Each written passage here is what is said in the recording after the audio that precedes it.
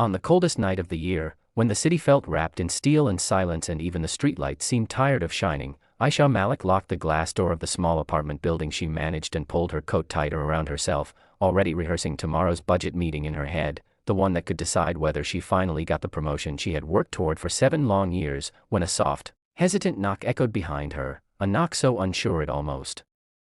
sounded like an apology, and when she turned, irritated at first, she saw a man standing there with a little girl clinging to his leg, both dusted with snow, both clearly exhausted, the man tall but worn in a way that had nothing to do with clothes, his eyes carrying a guarded calm, and the child no more than 4, curls peeking out from under a pink wool hat, cheeks red from the cold, eyes heavy with sleep, and before Aisha could say anything professional or dismissive, the man spoke quietly,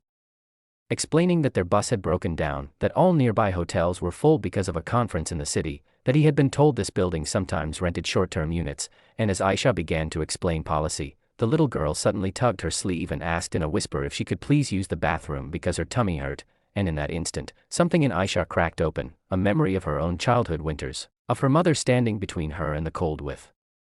nothing but determination, and without thinking further, she unlocked the door again, let them inside, and offered them the spare studio apartment that was technically reserved for emergencies and technically not allowed for overnight stays without paperwork, but rules felt small compared to a shivering child, and as they stepped into the warm light, the man thanked her with a sincerity that felt rare, introducing himself simply as Daniel and his daughter as Lily, offering to pay extra, but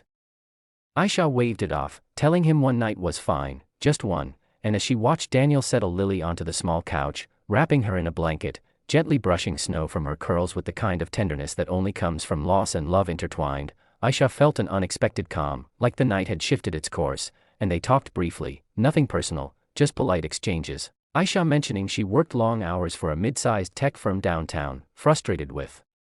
management, unaware the company had hired a new CEO she hadn't yet met, Daniel listening more than speaking, nodding thoughtfully, and when Lily fell asleep, Daniel lowered his voice and thanked her again, saying she had no idea how much this meant to them, and Aisha smiled, telling him sometimes people just need a little help, and before leaving, she jokingly added that he owed her a coffee someday, to which he smiled in a way that suggested he would remember, and that night, as Aisha lay in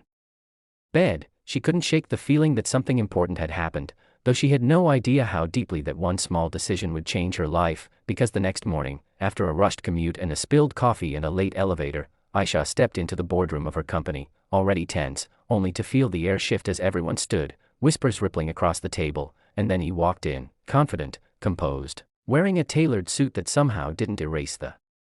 kindness in his eyes, and when their gazes met, recognition flashed across his face, subtle but unmistakable, and Aisha felt her stomach drop as the chairman introduced him as Daniel Reed, the new CEO, and suddenly every word she had said the night before replayed in her mind, every complaint, every frustrated joke, and she sat frozen as he spoke about leadership, about integrity, about how companies should be run by people who remember what it's like to stand in the cold and ask for help, and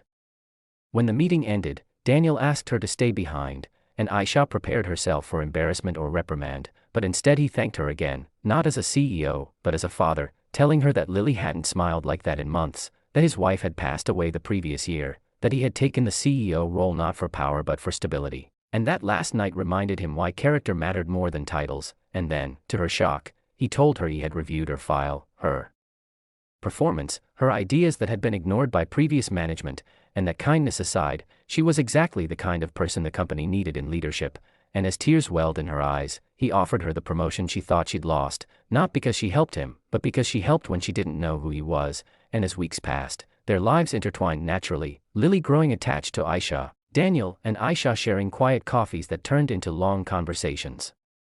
both healing in their own ways, and one ordinary evening, as they sat together watching Lily draw pictures on the floor, Daniel told Aisha that the night she opened that door changed everything, not because of who he was, but because of who she was, and if this story touched your heart, if it reminded you that kindness has a way of coming back when we least expect it, don't forget to subscribe to this channel for more powerful stories that prove one small act can change an entire life.